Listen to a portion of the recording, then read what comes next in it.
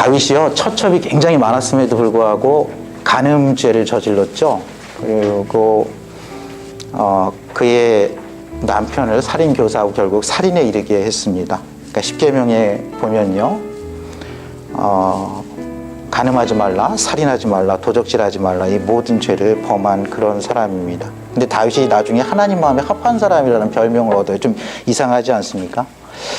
그래서 오늘 이렇게 보면요, 다윗이 어떻게 그럼에도 불구하고, 그 많은 죄에도 불구하고, 그만한 무수한 허점에도 불구하고 하나님의 마음에 합한 사람이라는 그런 별명을 얻었는지 저희가 조금은 알 수가 있는 힌트가 되는 그런 장이라고 생각합니다. 신앙생활을 잘하려면요, 쉽게 얘기하면 눈치가 빨라야 합니다. 다윗은 눈치가 굉장히 빨랐어요. 다윗은 자신이 이제 오늘 말씀 보면요, 블레셋 사람들 다 치고 하나님께서 다윗에게 통합왕국의 왕으로 삼아주자마자 다윗은 제일 먼저 여호와의 궤는 이제 언약궤라고도 하는데 그 안에 십계명의 두 돌판이 들어 있습니다. 근데 그것은 여호와의 임재하심의 상징이에요. 여호와의 통치하심의 상징입니다. 그래서 다윗은 이 나라는 내가 다스리는 게 아니라 영원하신 하나님 여호와가 다스리는 걸 상징하기 위해서 그동안 오베데돔의 집에서 한 20년 정도 방치돼 있었거든요. 그 20년 동안 사울은 이 다윗을 쫓아서 이렇게 가기도 하고 때로는 블레셋과 싸우기도 한 그 기간인데, 사울은 이것을 방치해 두는데 다윗은 이걸 갖다 가져와야 됐다고 생각해요. 근데 처음에는 실패합니다. 그 이유가 오다가 이걸 갖다가 새 수레에 몰고 왔었거든요. 근데 그 새 수레를 몰고 오다가 불상사가 일어난 거예요. 우사라는 사람이요, 이 소들이 막 뛰니까 언약궤가 떨어질 것 같았는지 이 언약궤를 이렇게 붙듭니다. 근데 하나님께서 굉장히 노하셨어요. 그래서 우사를 치십니다. 그래서 그가 거기서 현장에서 즉사합니다. 다윗이 굉장히 이 영적인 눈치가 굉장히 빠른 게 굉장히 두려움이 왔어요. 처음에 화가 났던 것 같아요. 오늘 보면요, 8절 9절에 보면 여호와께서 우사를 치심으로 다윗이 분하여 그곳을 베레스 우사라 부르니 그 이름이 오늘까지 이르니라. 베레스 우사란 말은 우사를 쳤다는 뜻입니다. 우사를 쳤다, 우사를 쳐서 죽였다란, 다윗이 그곳을 그렇게 만들고요, 다윗이 굉장히 두려움에 빠집니다. 그리고 나서 이 여호와의 궤가 이게 축복이 아닐 수도 있다고 생각해서 다윗은 아주 이 눈치 빠르게 센스 있게 이것을 예루살렘 성, 다윗의 성으로 가져오지 않고요, 오벳에돔의 집으로 보냅니다. 아마 다윗이 예의주시했을 거예요. 근데 여기 보니까 오벳에돔이 그걸로 인해서 그 집과 모든 소유가 축복받는다는 것을 다윗이 알았어요. 그래서 다윗이 이제 다시 가져와야겠다 생각을 해서 다윗이 이번에 가져오는데요, 전이랑은 좀 다르게 가져와요. 전에는 소에 매가지고 이 새 수레에 가져왔는데 이번에는 사람이 메고 또 깊은 가운데 메고 옵니다. 여러분들 출애굽기, 레위기, 민수기에 보면요, 이 언약궤를 어떻게 만들고 어떻게 지고 가라고 있는데 레위기에 이런 데 보면 이렇게 나와 있습니다. 레위인들이 지게 돼 있어요. 그 중에서 고앗 자손들이 이 언약궤를 어깨에 매게 돼 있습니다. 이렇게 동물들 써가지고 이렇게 하는 거 아닙니다. 근데 잘 몰랐던 것 같아요. 다윗이 잘 몰라가지고 실수를 했던 걸 알고 다윗이 이제 바꿉니다. 다윗이 굉장히 센스가 있어요. 12절부터 이렇게 보면요, 어떤 사람이 다윗왕에게 이르되 여호와께서 하나님의 궤로 말미암아 오베데돔의 집과 그의 모든 소유에 복을 주셨다 한지라. 다윗이 이제 갑니다. 직접 갑니다. 하나님의 궤를 기쁨으로 메고 오베데돔의 집에서 다윗성으로 올라갑니다. 여호와의 궤를 맨 사람들이 6걸음을 가고 다윗이 소와 살찐 송아지로 제사를 드립니다. 여러분들, 하나님은 두려운 존재입니다. 크고 두려운 존재죠. 죄인인 저희가 특히 다윗처럼 전쟁에서 많은 사람을 죽이고 정말 손에 피를 묻힌 다윗으로서는 그가 직접 죽을 수는 없지만 대신 소와 살찐 송아지로요 하나님께 제사를 드리고, 그는 깨달았어요. 내가, 여러분들 이 언약궤가 어떻게 생겼는지 아십니까? 이렇게 그룹 천사들의 날개가 있어요. 그 날개 사이에서 너희가 제사를 지녀서 거기서 송아지와 염소의 피를 흘리면 내가 그곳에서 너희를 만나리라고 약속한 장소예요. 그래서 그 장소는 우리는 영어로 소통의 장소라고 합니다. 더 커뮤니케이터라고 그래요. 멀시 시트라고 합니다. 시은 자라고 합니다. 하나님께서 은혜를 베푸는 자리예요. 하나님께서 그곳에 너희가 비록 받을 자격이 없지만 너희가 절차를 밟아서 나에게 오면 내가 너희를 그곳에서 다시 만나주고 너희는 나의 백성이 되고 나는 너희의 하나님이 되리라고 약속한 그 장소입니다. 너희는 나의 자녀가 되고 나는 여전히 너희 하나님이 되리라. 너희의 죄가 주홍 같을지라도 내가 눈과 같이 희게 해줬다는 그런 장소죠. 그 은혜의 보좌입니다. 다윗은 그것을 깨달았던 거예요. 전에는 자신이 왕이 돼가지고 좀 이렇게 폼을 잡았어요. 무리 3만 명. 여러분들 군대 3만 명이면 대단한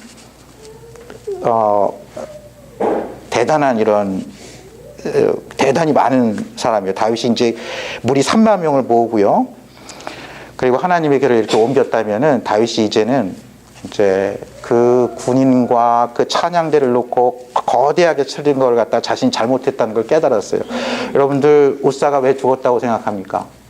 우사는 자신의 집에서 이 언약궤가 있는 것을 20년 동안 봐왔잖아요. 그래서 저는 아마 이렇게 생각했을 것 같아요. 처음에 이 언약궤가 이 아비나답의 집에 오기 전까지 한 30년 전에 엘리와 그의 아들이 블레셋과의 전쟁에서 다 죽게 됩니다. 그때 블레셋이 이걸 이렇게 언약궤를 가져가죠. 그래서 야 이거 대단한 건가 보다 해가지고 신이라고 생각하고 자신들의 이렇게 다곤신상에 이렇게 같이 두는데 하루 일어나고 보니까 다곤신이 넘어져 있는 거예요. 그 계속 놔뒀더니 또 어느 날은 목이 부러져 있습니다. 어느 날은 사지가 잘려 있는 걸 보고 아 이거 안 되겠다. 그래서 다른 마을을 보냈더니 거기서 또 온갖 재앙들이 일어나죠. 계속해서 옮기다가 이거 다시 보내야겠다 생각해서 그들이 소에다가 그것도 암소 막 그 송아지를 난 암소를 갖다가 딱 태워가지고 딱 놔둡니다. 근데 이게 정말 유다 땅으로 가는 거예요. 그러기 쉽지 않습니다. 불가능합니다. 일단 막 송아지를 난 암소는요, 자기 송아지를 놔두고 자기 새끼를 놔두고 송아지 새끼를 놔두고 어딜 가질 않습니다. 거기 떠나지 않아요. 근데 이게 딱 이렇게 해서 동쪽을 딱 향하더니 벳세메스로 딱 가는 걸 보고 아 이거 우리 거 아니구나. 그리고 이제 그렇게 됐어요. 근데 사울은 그 여호와의 임재하심, 여호와의 통치하심에 관심이 없었죠. 다윗은 근데 통치권을 잡자마자 사방이 평안해지자마자 다윗은 아주 눈치가 빠르게 이것을 모셔온 겁니다. 근데 그 방법이 잘못됐던 거예요. 방법을 저희는 하나님께 예배를 드릴 때요, 하나님께서 말씀하신 대로 나아가야 합니다. 아마 우사는 그랬을 거예요. 아, 우리 집에 처음에 왔을 때 이게 두려운 존재인데 자꾸 보다 보니까 이제 일상이 되니까 내가 이 정도는 알지. 그래서 가서 이렇게 손도 터치해 봤을지도 모르겠어요. 이게 만져봤더니 아무 일 없는 거예요. 점점 가까이 있었겠죠. 그래서 굉장히 집안의 어떤 보물 같은, 가보 같은 그런 거였을 거예요. 근데 오늘 보면 다윗이 군대 3만 명을 이끌고 온갖 찬양대를 이끌고 자신의 집에 있는 걸 옮겨갈 때 자신이 한 아효는 그 앞에서 아마 형이었을 것 같은데 가고요. 아마 우사는 디나 옆에서 이렇게 갔을 것 같아요. 굉장히 우쭐했을 것 같아요. 야, 내가 이거 좀 안다 이거죠. 내가 이거 언약궤 좀 안다. 난 굉장히 익숙하다 이거예요. 그래서 우사가 정말 이 타작마당에서 소들이 막 뛰니까요. 워워 그러면서 이렇게 이거 내가 좀 안다 그래서 이렇게 만지면서 가라앉히려 그랬을 것 같아요. 근데 여러분들 율법에 보면요, 이 언약궤 이 만지면 죽습니다. 만지면 죽는다고 하나님께서 명확하게 말씀하셨어요. 이거 함부로 만지는 거 아니다. 너희가 거기에 가까이 가려면 너희는 반드시 살진 송아지와 소와 염소와 양의 피로 너희의 죄를 깨끗게 한 다음에 가라고 이렇게 말씀하신 그 말씀이에요. 근데 왜 블레셋 사람들은 죽지 않았을까요?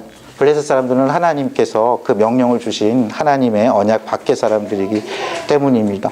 근데 다윗이 정말 눈치가 좋게 이제 그는 그의 머리를 써서 이게 뭐가 잘못됐구나 생각해서 레인들을 시켜서 어깨에 메고 갑니다. 그것도 기쁨으로 메고 가요. 아무 일이 없습니다. 그리고 6걸음을 가고 나서 다윗이 그곳에서 제사를 드려요. 그래서 그를 안전하게 하나님의 말씀대로 행하고 있는 겁니다.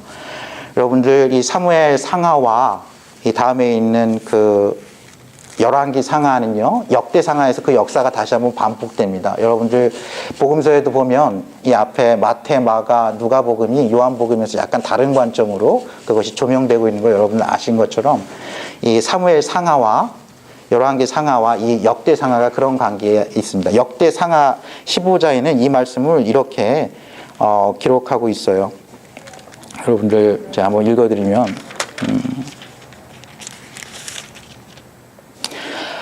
역대하 16장입니다. 하나님의 궤를 메고 들어가서 다윗이 그것을 위하여 친 장막 가운데 두고 번제와 화목제를 하나님께 드리니라. 다윗이 번제와 화목제 드리기를 마치고 여호와의 이름으로 백성에게 축복하고 이스라엘 무리 중 남녀를 막론하고 각 사람에게 떡 한 덩이와 야자 열매로 만든 과자와 건포도로 만든 과자 하나씩을 나누어 주었더라. 다윗이 하나님의 말씀대로 행하고 있는 겁니다. 그리고 다윗이 힘을 다해서 춤을 추는데요. 전에는 아마 왕관과 왕의 그 복장을 했다면 이번엔 배 에봇을 입다. 여러분 배 에봇은요, 배 아시죠? 이 얇은 배, 못이. 그리고 이게 제사장들이 안에 입는 이런 속옷 같은 거, 치마 같은 겁니다. 그래서 이렇게 막 다윗처럼 이렇게 춤추잖아요. 그러면 이게 어떤 일이 하냐면 이게 속옷도 이렇게 보이고 좀 이렇게 왕의 이 채통이 서지 않습니다. 근데 다윗이 그래요. 즐거이 환호하며 그렇게 여호와의 궤를 메어옵니다. 다윗의 첫 번째 아내 아시죠? 미갈을 갖다 다윗이 이렇게 다시 불러와요. 아마 사울의 그 왕의 정통성을 위해서 불러왔던 것 같은데 다윗이 거기 정말 비열하죠. 이미 다시 결혼한 미갈을요, 그 남편과 떼어놓으면서까지 불러옵니다.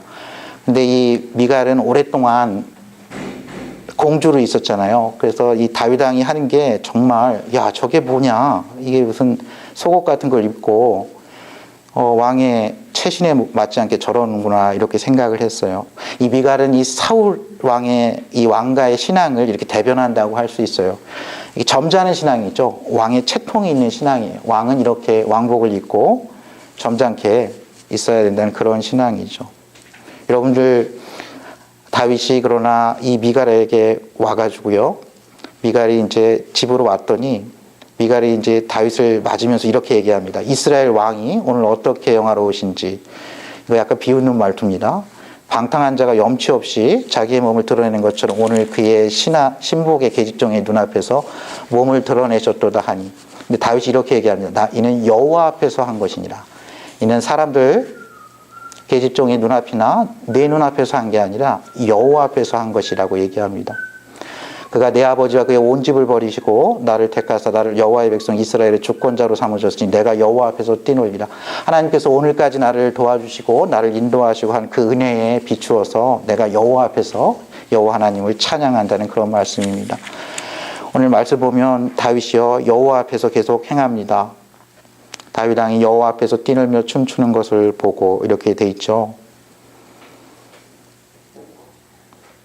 다윗이 여호와 앞에서 힘을 다하여 춤을 춥니다. 다윗은 자신의 지성을 사용했어요. 머리를 사용해서 내가 잘못 옮겨왔구나. 제사를 드려야 되는구나. 레위인들을 시켜서 옮겨와야 되는 거야 해서 그 절차를 밟습니다. 다윗은 또 정성을 다해서 이것을 모셔옵니다. 힘을 다해서 모셔와요. 다윗이 여호와 앞에서 힘을 다하여 춤을 추는데 그때 다윗이 배 에봇을 입었더라. 그가 배 에봇을 입을 정도로 배 에봇을 입고 그것이 미갈이 보기에 정말 걸맞지 않게 볼 정도로 이렇게 즐거이 환호하는 겁니다. 다윗은 이렇게 때로는 마음을 다해서 이렇게 예배하는 그런 모습을 보이고 있습니다. 여러분들 하나님께 저희가 나아갈 때는요, 죄인인 저희가 그 예수 그리스도의 그 보좌 앞에 나아갈 수 없는 존재입니다. 저희에게는 그런 자격이 없어요. 그래서 저희는 하나님께 나아갈 때요, 예수 그리스도의 보혈을 힘입어서 나아올 것을 하나님께서 말씀하셨습니다. 참 예배자는요, 하나님을 두렵고 떨리는 마음으로 경외해야 합니다. 다윗이 지금 하나님을 두렵고 떨리게 경외하고 있는 거예요. 아주 두려워하고 있는 거예요. 여러분들 Amazing Grace라는 찬양 아시죠? Amazing Grace라는 찬양, 나 같은 죄인 살리신 주 은혜 놀라와 그 찬양 아시죠? 잃었던 생명 찾았고 광명을 얻었네. 2절은 이렇게 되어 있습니다. 큰 죄악에서 건지신 주 은혜 고마워. 나 처음 믿은 그 시간 귀하고 귀하다. 근데 이 2절의 원래 영어는요 이렇게 되어 있습니다. It was grace that taught my heart to fear and grace my fears relieved. 내 마음이 두려움을 깨달은 것도 하나님의 은혜요. 직역하면 그렇습니다. 원래 이렇게 번역해야죠. 내 마음이 두려움을 깨달은 것도 하나님의 은혜요. 그 두려움이 사라지는 것도 하나님의 은혜라는 거예요. 다윗은 우사가 죽는 것을 보고요. 하나님은 두려운 존재라는 것을 깨달았어요. 그는 옷깃을 여몄습니다. 그는 3개월 동안 오베데돔의 집에서 축복받는 걸 본 것뿐만 아니라 3개월 동안 자신을 살폈을 거예요. 그는 하나님은 두려우신 존재라는 걸 알았어요. 그는 말씀을 묵상했을 겁니다. 그는 알게 됐어요. 아, 내가 잘못했구나. 사람이 이거 메고 와야 되는구나. 이것은 우리의 모든 죄, 소와 양으로 제사를 지내야 되는 걸 알게 됐어요. 그리고 3개월이 지나고 두려움이 사라졌어요. 하나님의 은혜입니다. 저희 나중에 하나님 나라 가면요, 하나님은 저희에게 두려움을 깨닫게 해주신 분인 동시에 그 두려움이 사라지게 해서 저희의 영원한 하나님, 또 영원한 하늘 아버지가 되어주십니다. 저는 예배할 때요, 하나님께 경외하는 마음으로 나아가야 합니다. 하나님을 두려워하는 마음으로 나아가야 돼요. 다윗은 그렇게 하나님을 경외하면서 그 예배, 신령과 진정으로 예배를 드리고 있는 겁니다. 참된 예배자는요, 동시에 자신의 인격을 다해서 예배해야 합니다. 자신의 머리로 예배해야 돼요. 생각하면서 예배해야 합니다. 진리의 말씀 가운데 예배해야 돼요. 예수 그리스도의 그 진리의 말씀으로 하나님께 나아갈 수 있습니다. 성령의 인도하심 가운데 예배해야 합니다. 때로는 감정으로 이렇게 춤을 추며 찬양할 수 있어야 돼요. 때로는 자신의 의지를 다해서 내가 찬양하기 싫은데, 아, 이 찬양은 좀 가사가 마음에 안 드는데, 내 마음과는 너무 지금 상황이 다른데, 내가 이 찬양을 참 부르기가 어려운데, 그럴 때도 저희는 의지를 갖고 하나님을 찬양할 수 있어야 합니다. 그리고요, 다윗처럼 오직 하나님께만 예배해야 합니다. 미갈의 눈도 중요하죠. 계집종의 눈도 중요합니다. 많은 군대, 많은 장관들의 눈도 중요하지만 다윗은 오직 그 모든 눈 이전에 오직 하나님 한 분의 그 시선을 주목하고 있습니다. 저희는 하나님 한 분께 예배하는 겁니다. 저희는 우리에게 생명 주신 그 하나님 아버지께 예배하고요. 그 하나님 아버지의 보좌, 은혜의 보좌 앞에 예수 그리스도의 보혈로 나아가는 겁니다. 성령의 충만함 가운데 저희는 하나님의 임재하심을 누릴 수 있습니다. 그 성부, 성자, 성령 하나님이 저희의 유일하신 예배의 대상이신 겁니다. 예배는 저희가 비록 자격이 없음에도 불구하고 하나님의 얼굴을 뵙는 존재의 혁명입니다. 예배는 절대 가치를요, 하나님께 돌리는 거예요. 나라와 권세와 영광이 하나님께 있고, 오늘 내가 두려움에 떠는 이 은혜, 두려움이 없어져서 기쁨 가운데 뛰노는 모든 것이 나의 주, 나의 하나님으로 말미암은 것을 고백하는 겁니다. 다윗은 굉장히 영적인 센스가 있었어요. 어찌 보면 이걸 영적인 분별력이라고 그래요. 분별력이 있었던 거예요. 아, 나는 언약궤를 가져와야겠다고 생각을 했어요. 중간에 우사가 죽자 멈춰섰습니다. 오베데돔의 집이 축복을 받자 다시 가져왔어요. 근데 가져올 때 전이랑 다르게 가져왔습니다. 자신의 머리를 썼어요. 자신의 힘과 마음을 다해서 하나님을 찬양했습니다. 그거에 대해서 가까운 사람이 뭐라고 얘기했을 때 나는 여호와 하나님 앞에서 이 행위를 한 거라고 얘기했습니다.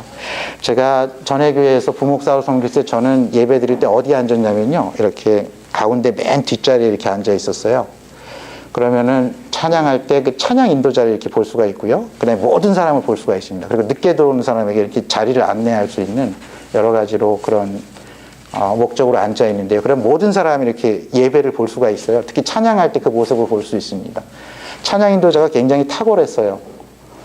그리고 이제 예전단 출신이어가지고 굉장히 이렇게 은혜롭게 막 이렇게 뛰면서 찬양하고 정말 찬양인들 잘했던 친구인데, 근데 이제 저랑 이제 이렇게 보면은 저랑 가까이 있던 사람 중에 저랑 이제 가끔 농구도 하고 테니스도 치는 사람이 이제 예배를 항상 오는 건 아닌데 예배를 와서 이렇게 앉아 있습니다.